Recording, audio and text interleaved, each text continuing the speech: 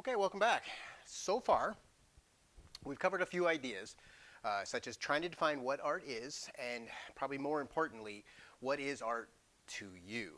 It was vital that you understood yourself within that definition, just how involved you are in the process of art and creativity, rather than some faraway and magical activity that only weird people participate in. Art is simply communication. Creativity is simply human perceptions, which are the same for all of us. That creative process is the same critical thinking process that we all use to make our way through this world.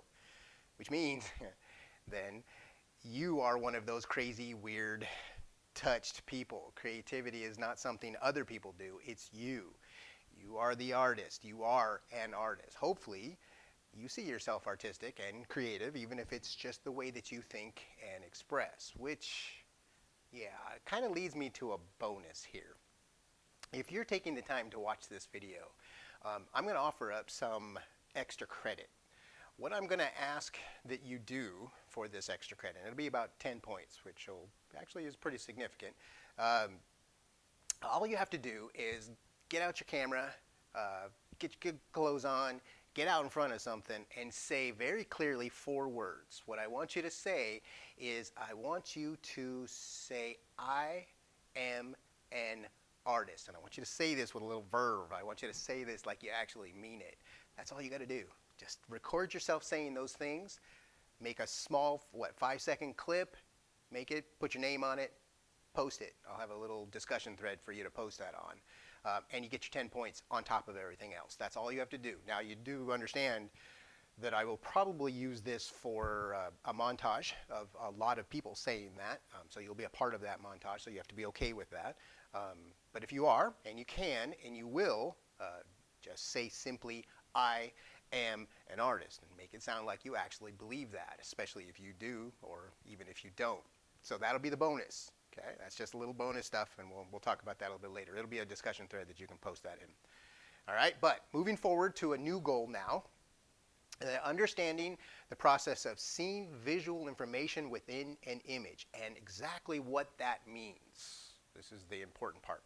The introduction to this visual language section is for you to be able to see, read, and understand the art that you are engaged in. And make no mistake, you are engaged in visual information every minute of every day. Our goal here then is, with this intro, is to be able to decipher any image, any visual, and see all of its meaning.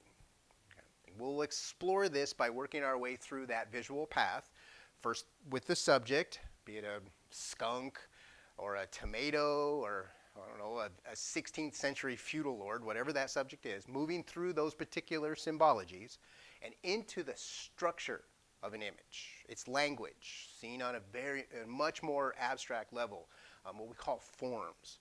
And from there, we're going to move on into its content, or what the actual story or expression is.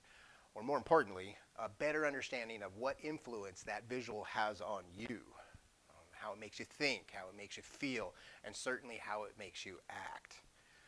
My goal is for you not just to do this for a random set of artworks that I might throw up on a screen or some over-specific cut and paste methodology, but instead something much broader than that. The goal is to work through a critical method that will help you understand any image that you just might find important.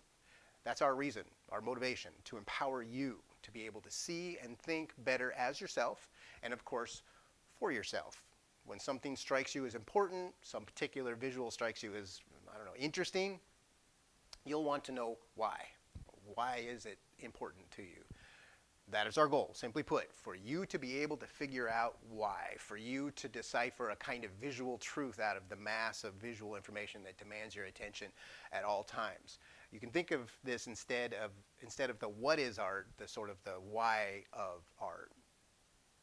Now, of course, that isn't to say that you aren't going to critically analyze every single image that you come across. You really can. There's an awful lot of them. And quite honestly, sometimes you ought to be able to just watch a movie because it's cool, or watch your friend's TikTok video because it's funny, or something like that. But there will be times you'll want to thoroughly understand how you are being manipulated by the visual information and what, if any, actions that you're going to want to take. Maybe it's nothing, maybe it's something, but you're going to want to have the ability, that choice, whether you see the art in a museum, or some shoe brand that's convincing you to spend $300 on sneakers, a data visualization that's trying to pass itself off as an unrepentant truth, or maybe it's a political ad on Facebook that's working on a more emotional level, swaying you into a more fervent set of beliefs.